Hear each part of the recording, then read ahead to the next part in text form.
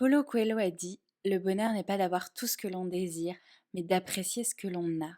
Bonjour et bienvenue sur Choisir de s'épanouir. J'ai fait le premier podcast de ce mois thématique sur la tristesse parce que je pense que c'est central de vivre sa tristesse et toutes les émotions désagréables d'ailleurs. S'autoriser la tristesse, mais aussi la colère, la sortir, etc.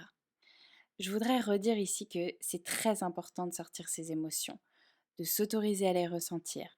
C'est humain déjà, et puis une émotion que l'on garde à l'intérieur, ça nous ronge. Mais il y a toujours un moment où ça s'arrête, où le flot se tarit. Si c'est la tristesse, c'est le moment où on se sent déjà un petit peu moins lourd, moins lourde, où les larmes se font plus rares. Parce qu'une émotion, par définition, ça ne nous définit pas, ça nous traverse. Une émotion, par définition, c'est temporaire. Mais alors, que faire quand la tristesse commence à partir?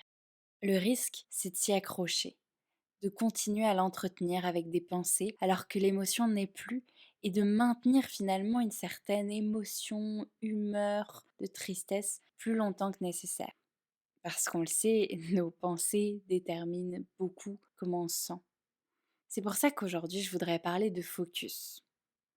Dans le monde, il se passe beaucoup d'événements plus ou moins positifs tous les jours. Il y a toujours de tout. Aujourd'hui, 24 novembre 2023, il se passe des choses incroyables et des événements horribles. Il y a des gens qui vont naître, sûrement des gens qui vont se marier. Il y a aussi des gens qui vont mourir. Il y aura des bonnes actions qui vont être faites. Et à l'inverse, probablement des actes malveillants. Il y a toujours les deux. Il y a toujours cette dualité. Et c'est aussi le cas dans notre vie. Mais du coup, c'est à nous d'orienter l'attention sur le positif ou sur le négatif. Il y a toujours des choses qui vont, des choses pour lesquelles on peut se sentir chanceux. Mais souvent, on l'oublie, et encore plus quand on sort d'une période douloureuse. On le voit de manière générale au quotidien, hein. Si je veux trouver du négatif, si je veux critiquer quelqu'un, je trouverai toujours quelque chose à lui reprocher. Si j'ai envie de trouver quelque chose de dramatique qui s'est passé dans le monde aujourd'hui, très facile, je fais quelques recherches sur mon ordinateur, je vais trouver. Mais l'inverse est vrai aussi, même si plus difficile en réalité parce que je viens de tester. Mais j'ai quand même trouvé une bonne nouvelle qui s'est passée dans le monde aujourd'hui. Et du coup, je vais pas passer le même temps, les mêmes minutes si je commence à passer du temps à lire un article sur une bonne action, un moment de solidarité ou sur un drame. Dans la vie, c'est pareil. Si je prends la même journée, je peux en faire une conclusion positive ou une conclusion négative.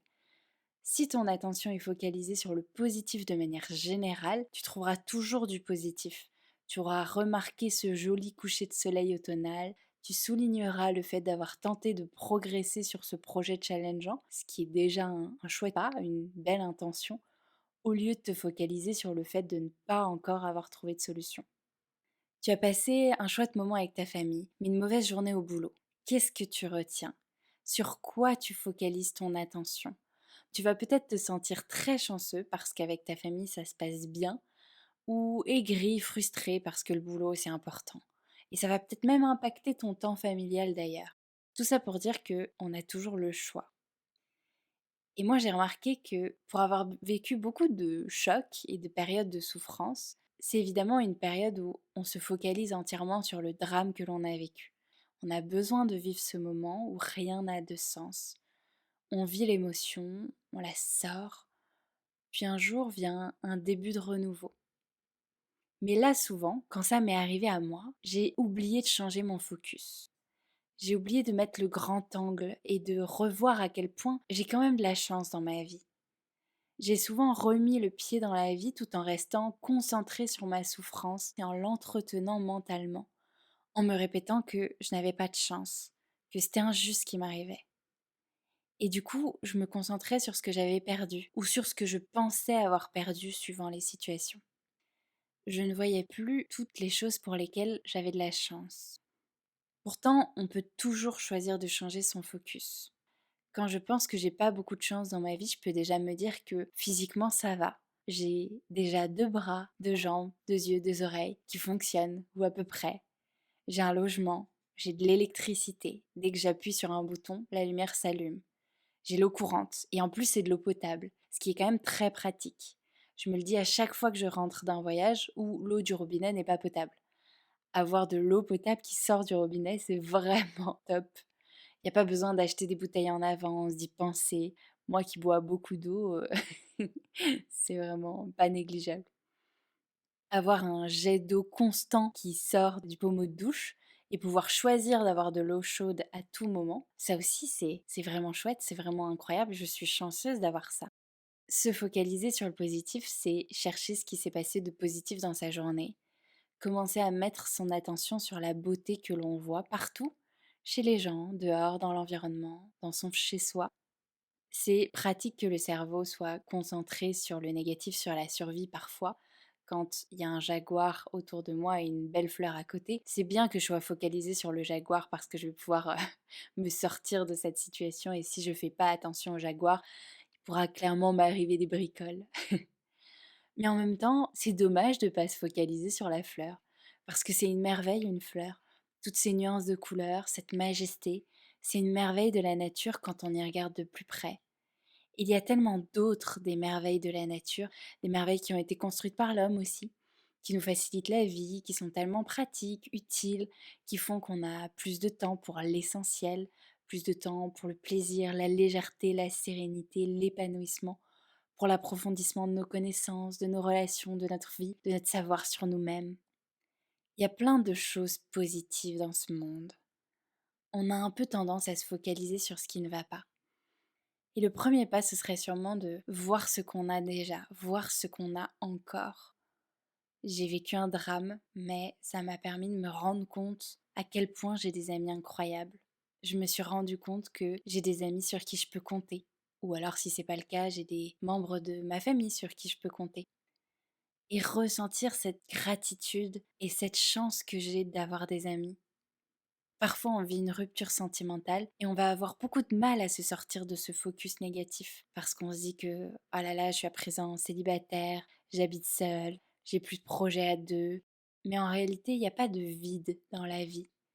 Peut-être que c'est des périodes qui vont te permettre de te rapprocher d'autres personnes que tu aimes, d'avoir plus de temps pour toi, de te découvrir de nouvelles envies, de nouveaux talents. On peut avoir de la gratitude pour beaucoup de choses, pour les gens que l'on aime, le pays dans lequel on vit, les droits que l'on a, la nature, l'environnement, les commodités, les possibilités, les plateformes de communication. On a accès à tellement de choses aujourd'hui grâce à Internet. Et en fait, on prend souvent les choses pour acquis. Et finalement, vivre une période de tristesse consécutive à la perte d'un être cher, d'une relation, d'un logement, d'un travail, pourrait nous pousser à ressentir la chance que l'on a. Toutes ces choses qui font partie des meubles. Pour certains, avoir une famille aimante, c'est la norme, donc ils ne se sentent plus particulièrement chanceux. Ils considèrent que c'est habituel. Et c'est vrai qu'on le dit souvent, mais on se rend quand même souvent compte de l'importance de quelqu'un ou de quelque chose quand on le perd. Et c'est ça mon message aujourd'hui, pour commencer à aller mieux. Peu importe à quel point tu vas mal aujourd'hui, ou juste parce que c'est l'hiver, ou juste parce que tu ressens un peu de mélancolie, tu peux toujours essayer de changer ton focus. Quand je suis en train de me raconter des histoires négatives, de ressasser du négatif, ou quand je me dis que ma journée n'était pas super, je peux toujours essayer de créer ce nouveau réflexe et de me dire qu'est-ce que j'ai aimé dans cette journée, qu'est-ce que j'ai appris. Peut-être que globalement, j'ai pas trop apprécié cette journée que je viens de passer, mais que j'ai vraiment beaucoup aimé ce que j'ai mangé à midi. Bien, c'est déjà ça en fait. On commence toujours quelque part. Et c'est déjà un point de départ qui est intéressant. Et puis, si c'est le cas, ce sera sûrement plus facile de trouver du positif dans la journée de demain. Donc ça fait une bonne nouvelle pour demain. Je peux que t'encourager à marcher en essayant de regarder autour de toi et de capter un peu plus la magie des couleurs. En ce moment, c'est l'automne et c'est vraiment beau. En tout cas, moi, je trouve ça vraiment beau. Ces couleurs dans les arbres, ces nuances de orange, de rouge, de jaune et encore un petit peu de vert. Redécouvrir des choses que l'on ne voit plus parce qu'on a trop pris l'habitude. Pour moi, une période de souffrance nous invite à nous recentrer sur nous, à mon avis, mais aussi à se recentrer sur l'essentiel et à se reconstruire. Et à mon avis, à chaque fois que l'on se reconstruit, on le fait un peu différemment. Chaque grand événement nous forge et nous fait évoluer. Quand les grandes émotions s'estompent, je trouve que c'est le moment idéal pour faire sa quête de sens, pour voir ce qui nous ferait davantage de bien, ce qui nous correspond le plus maintenant. Et donc, ça peut être le moment d'ancrer une nouvelle habitude de focus sur le positif, de s'émerveiller sur les petites choses que l'on voit au quotidien. Chercher des détails pour aller dormir plus sereinement et voir à quel point ta vie est magique, même si elle n'est pas exactement comme tu le souhaites. De manière générale, période de tristesse ou pas, on se focalise souvent un peu sur ce que l'on n'a pas. On a des super amis, une famille incroyable, mais on va se focaliser sur le travail qui est plus compliqué. Ou on a des amis, mais on se dit qu'on pourrait en avoir plus. C'est génial d'avoir encore des rêves, des envies, de se fixer d'autres objectifs. Mais pourtant, la vie, c'est maintenant. Et je pense que c'est important de changer un peu son focus et de voir tout ce que l'on a déjà. Il y a beaucoup d'autres choses que l'on serait très triste de perdre alors qu'on ne savoure pas l'instant présent. Prends l'habitude de t'émerveiller et de réaliser à quel point tu es déjà chanceux, chanceuse. Alors voilà, je sais qu'on peut pas toujours se focaliser sur le positif. Parfois on est dans ces creux, dans ces périodes où ça va moins bien et où on a besoin de ça. Parce que c'est utile d'avoir des périodes où on est dans l'introspection, où on se remet de la violence d'un choc, où on survit.